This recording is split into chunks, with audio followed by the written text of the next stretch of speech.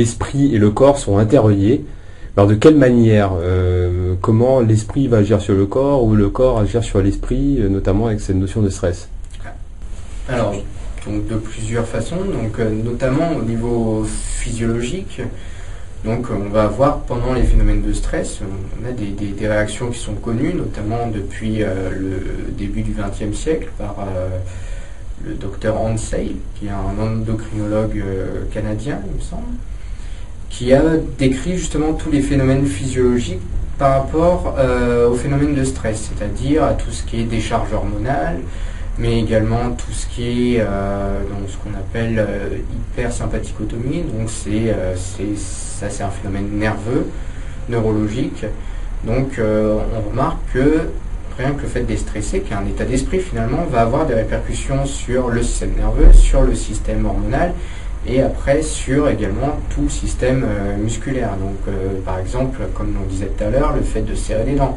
Serrer les dents, donc on va se crisper les muscles faciaux, mais on va aussi après avoir tendance à se crisper les muscles du cou. Donc c'est des phénomènes qui sont connus et reconnus entre le stress et des douleurs ou des dérèglements.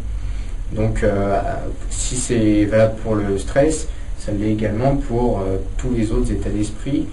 On remarque notamment énormément qu'il y a eu des études faites sur l'état de santé par rapport à un certain état d'esprit, où on aura une santé plus forte, entre guillemets, en ayant un état d'esprit plus optimiste.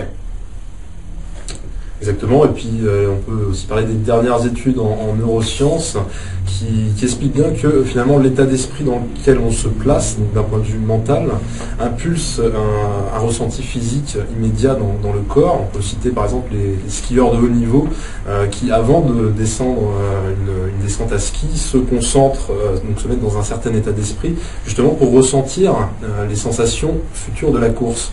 Et donc ça a été prouvé en termes de neurosciences très récemment dans les dernières études, donc qui prouve bien que finalement notre condition mentale détermine une certaine disposition physique, justement en termes de ressenti physique. Donc, voire même on peut aller plus loin en regardant